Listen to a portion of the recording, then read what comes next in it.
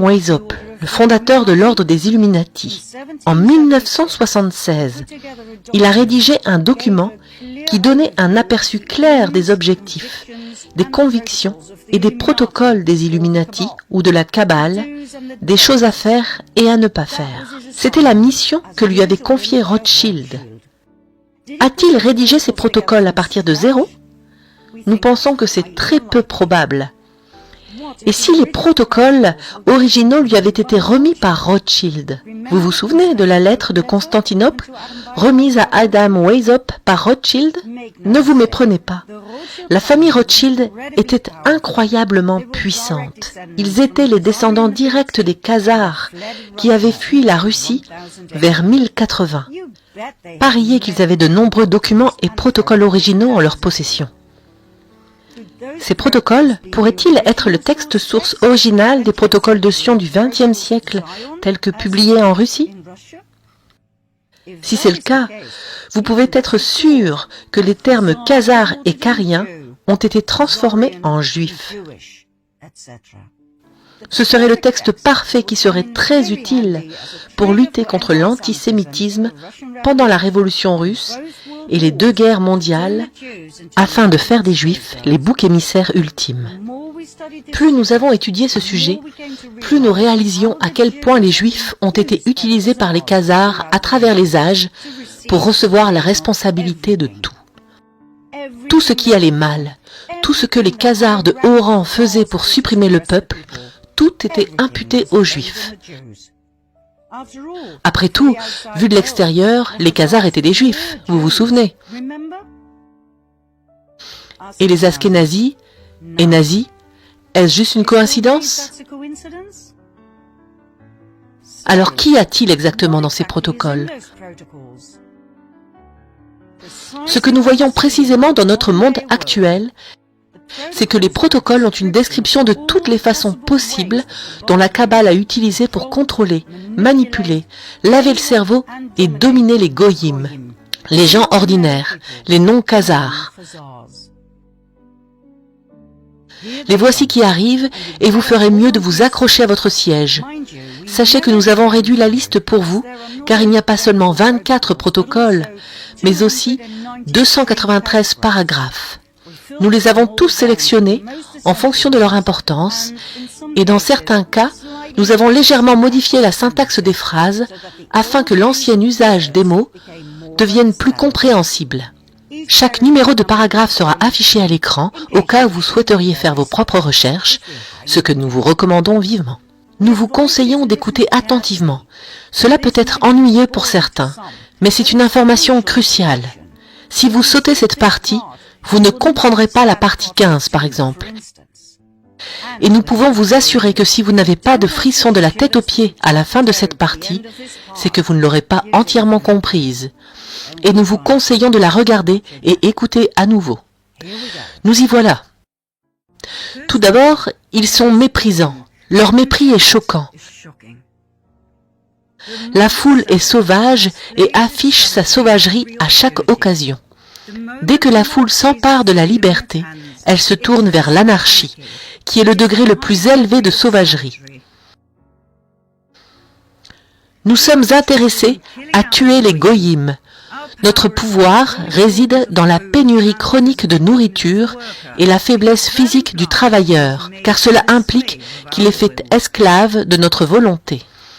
Nous déplacerons les foules par la misère, l'envie et la haine, et de leurs mains, nous anéantirons tous ceux qui nous gênent sur notre chemin.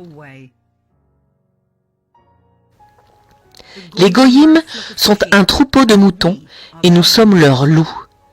Si nous avons réussi à les amener à un tel degré de stupidité, n'est-ce pas là une preuve étonnamment claire du degré de sous-développement de l'esprit des goyim par rapport à notre esprit?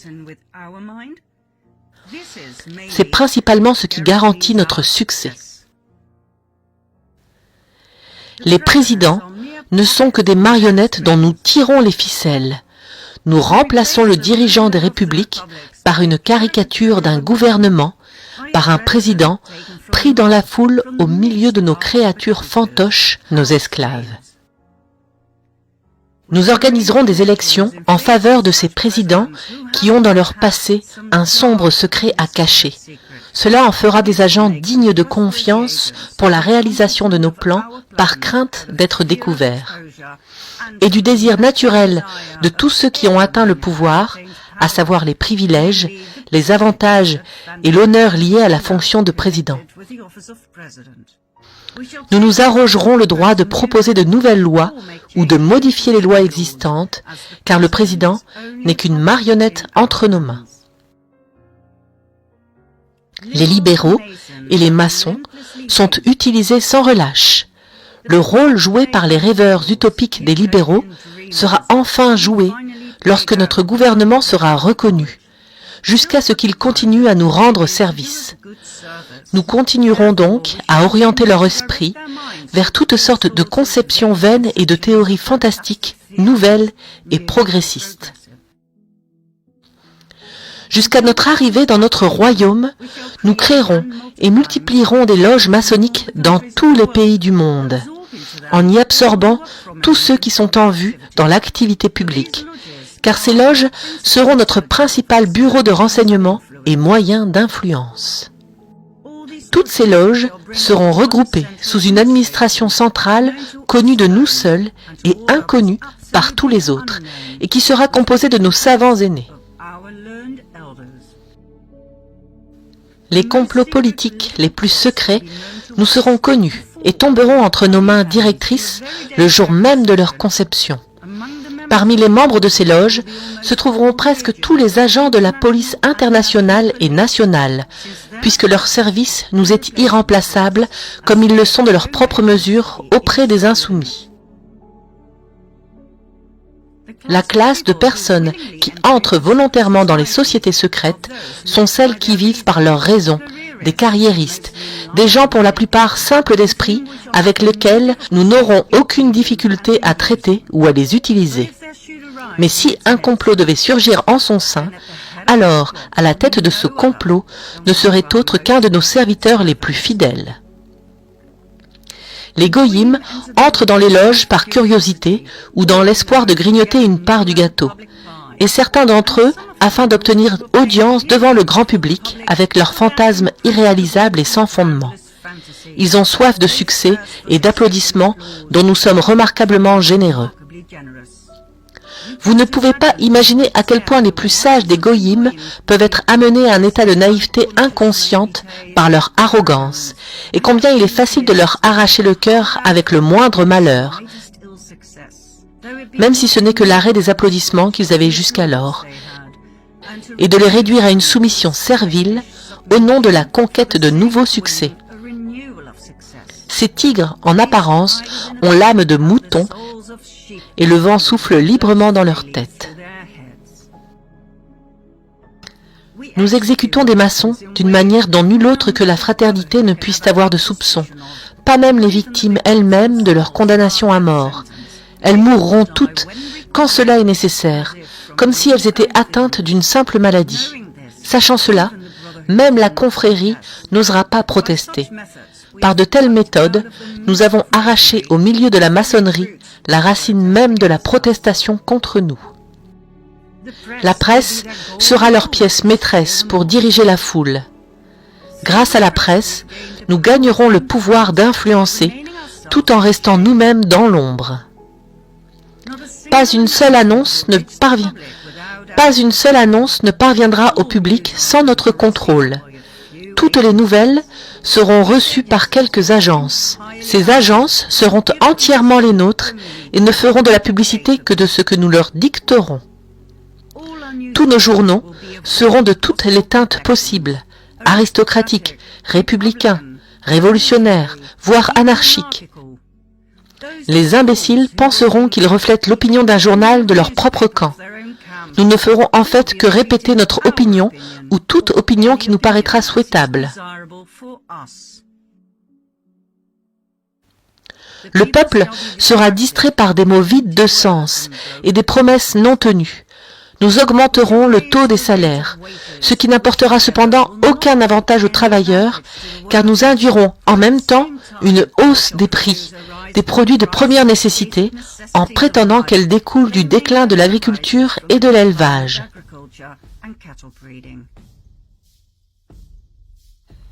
Il y a une autre raison pour laquelle ils fermeront les yeux. Nous continuerons à leur promettre de leur rendre toutes les libertés, celles que nous leur avons enlevées, dès que nous aurons étouffé les ennemis de la paix et dompté toutes les parties. Nous les distrairons par des amusements, des jeux, des passe-temps, des passions, des temples pour la distraction du peuple. Par le biais de la presse, nous proposerons des concours d'art, compétitions de sport, de toutes sortes. Ces intérêts finiront par distraire leur esprit.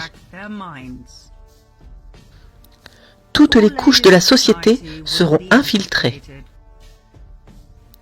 C'est de nous que procède la terreur omniprésente. Nous avons à notre service des personnes de toute opinion, de toute doctrine, qui restaurent les monarchies, les démagogues, les socialistes, les communistes et les rêveurs utopiques. Nous les avons tous attelés à la tâche de percer les derniers vestiges de l'autorité. Par ces actes, tous les États seront sous la torture et prêts à tout sacrifier pour la paix et la tranquillité. Mais nous ne leur donnerons pas la paix tant qu'ils ne reconnaîtront pas ouvertement et avec soumission notre super gouvernement international. Nous avons mis la main sur l'administration de la loi, sur la conduite des élections, sur la presse, sur la liberté des personnes, mais principalement sur l'éducation et la formation comme étant les pierres angulaires d'une existence libre. Les administrateurs que nous choisirons parmi le public dans le strict respect de leur capacité d'obéissance ne seront pas des personnes excellentes dans l'art de gouverner et deviendront donc facilement des pions dans notre jeu et dans les mains d'hommes de savoir et de génie qui seront leurs conseillers, leurs spécialistes, élevés dès la petite enfance pour diriger les affaires du monde entier. Nous entourerons notre gouvernement de tout un monde d'économistes. Autour de nous, il y aura une constellation de banquiers, d'industriels, de capitalistes et surtout de millionnaires, car tout sera réglé par la question des chiffres. Qui soupçonnerait un jour que tous ces gens ont été mis en scène par nous, selon un plan politique que personne n'a même pu deviner au cours des siècles précédents? La menace ultime. On nous objectera que les nations pourraient prendre les armes contre nous, si nos plans étaient prématurément découverts. Mais nous avons pour ce cas, dans les pays d'Occident, une manœuvre si terrible que les âmes les plus courageuses trembleront. Les métropolitains seront d'ici là établis dans toutes les capitales et nous les ferons sauter avec toutes les organisations et tous les documents des pays.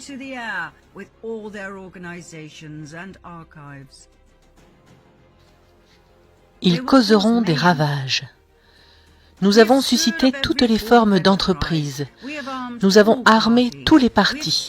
Nous avons fait de l'autorité une cible pour toutes nos ambitions. Des États, nous avons fait des arènes de gladiateurs où l'on pinaillera sur beaucoup de questions confuses.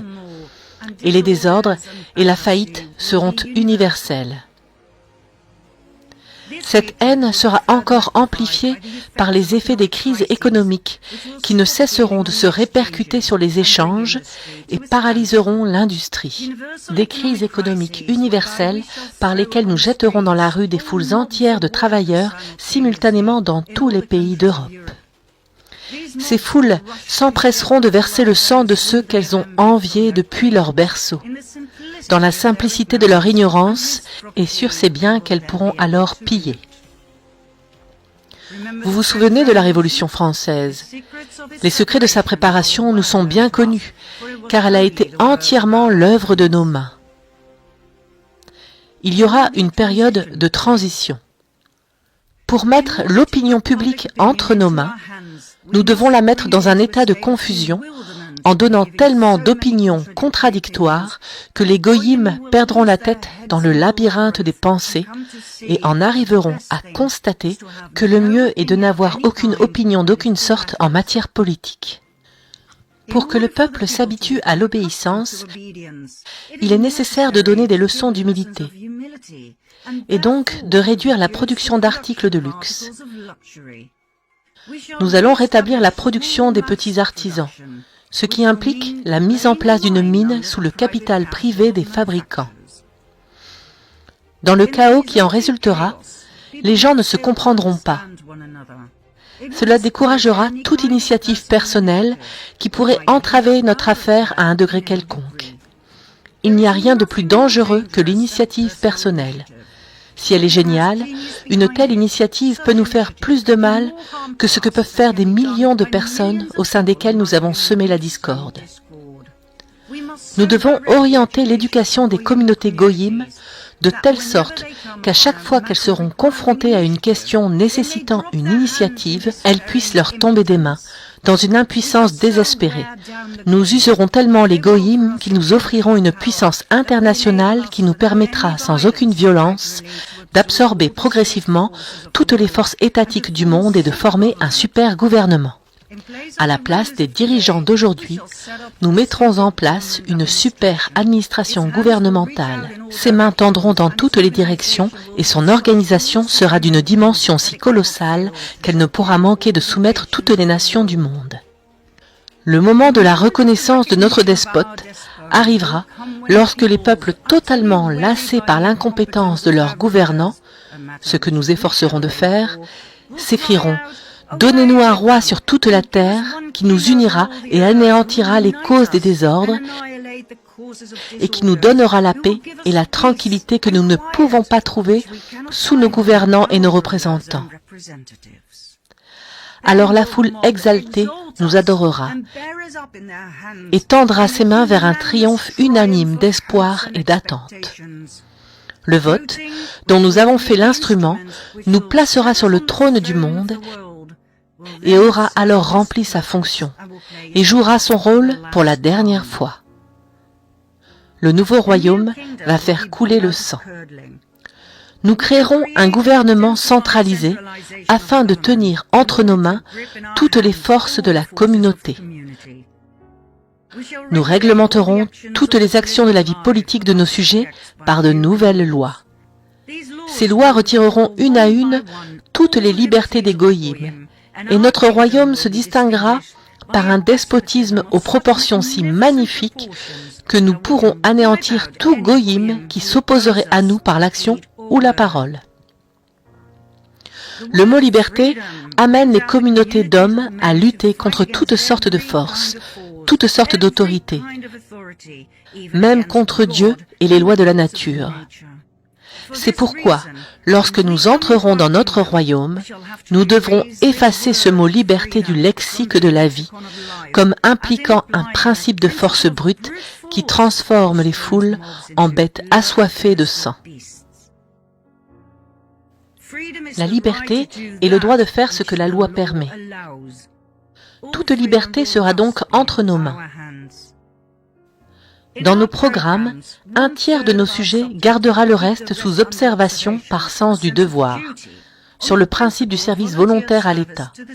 Ce ne sera donc pas une honte d'être un espion, un informateur, mais ce sera un mérite. Lorsque nous entrerons enfin définitivement dans notre royaume grâce à un coup d'État préparé partout dans la même journée, nous nous ferons un devoir de faire en sorte que les complots contre nous n'existent plus. Dans ce but, nous tuerons sans pitié ceux qui prennent les armes pour s'opposer à notre venue dans notre royaume.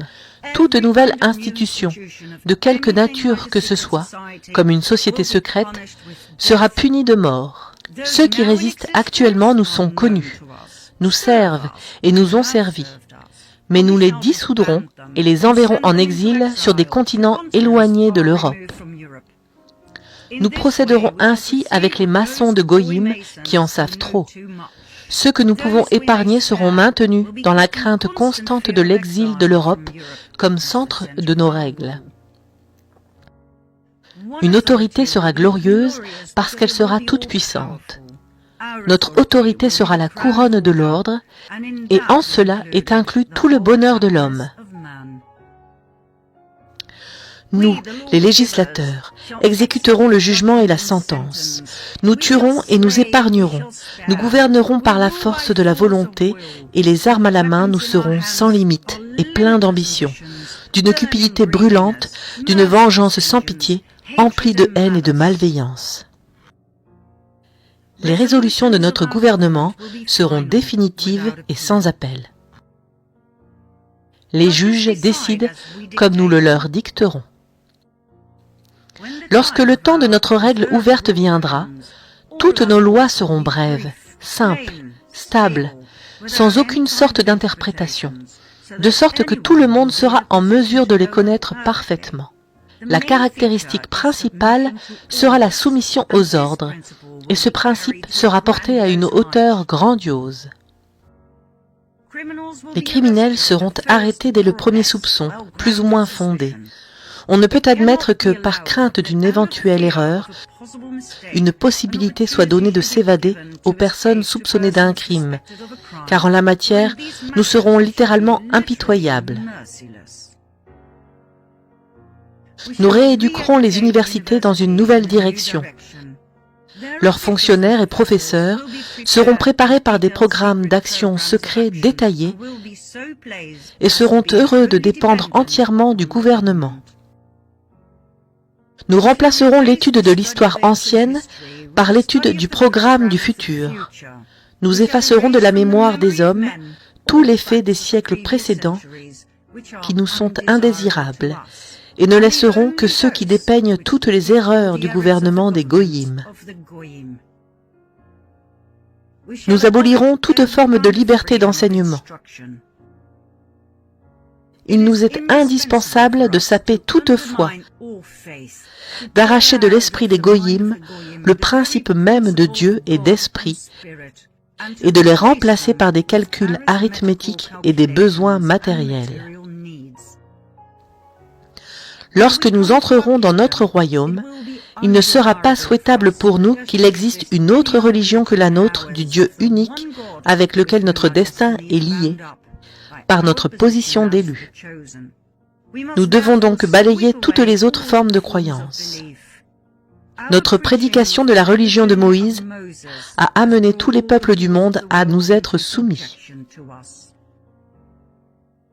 Nos philosophes discuteront de tous les défauts des différentes croyances des Goïm, mais personne ne discutera jamais de notre foi, de son vrai point de vue, car cela ne sera pleinement su que par ceux qui n'oseront jamais trahir ses secrets. La liberté de la presse, le droit d'association, la liberté de conscience, le principe du vote doivent disparaître à jamais de la mémoire de l'homme ou subir une altération radicale au lendemain de la promulgation de la nouvelle Constitution. Ce que nous voulons, c'est que dès le premier instant de sa promulgation, alors que les peuples du monde sont encore stupéfaits par le fait accompli de la Révolution, toujours dans un état de terreur et d'incertitude, ils reconnaissent une fois pour toutes que nous sommes les plus forts, si surabondantes de pouvoir, qu'en aucun cas nous ne tiendrons compte d'eux, et si loin de prêter attention à leurs opinions ou à leurs souhaits, nous serons prêts et capables d'écraser avec une force irrésistible toute expression, toute manifestation de celle-ci à tout moment et en tout lieu, que nous avons saisi d'un seul coup tout ce que nous voulions et que nous ne partagerons en aucun cas notre pouvoir avec eux. Alors, dans la peur et le tremblement, ils fermeront les yeux sur tout et se contenteront d'attendre ce qui sera la fin de tout cela. Nous avons conduit les peuples d'un désenchantement à l'autre, de sorte qu'à la fin, ils se détourneront aussi de nous en faveur de ce roi despote du sang de Sion que nous préparons pour le monde. Le nouveau roi, l'élu. Cet élu de Dieu est choisi d'en haut pour démolir les forces insensées mues par l'instinct et non par la raison, par la brutalité et non par l'humanité. Ces forces triompheront désormais dans des manifestations de brigandage et de vol et de toutes sortes de violences sous l'apparence des principes de la liberté et des droits. De telles idées ont détruit toutes les organisations sociales, préparant ainsi le règne du roi d'Israël. Mais leur rôle sera fini lorsque commencera le règne de notre souverain. C'est alors qu'il faudra les balayer pour purifier de toute souillure le chemin de notre roi. Quand le roi d'Israël posera sur sa tête sacrée la couronne que lui offre l'Europe, il deviendra le patriarche du monde. Ce roi sera le véritable pape de l'univers, le patriarche de l'Église internationale.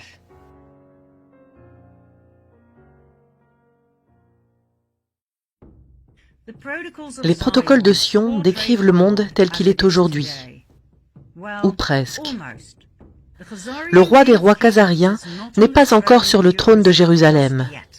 La population mondiale n'a pas encore supplié la Kabbale de mettre de l'ordre dans le chaos. Mais sommes-nous loin de leur objectif final? Suivez-moi dans la 5e partie.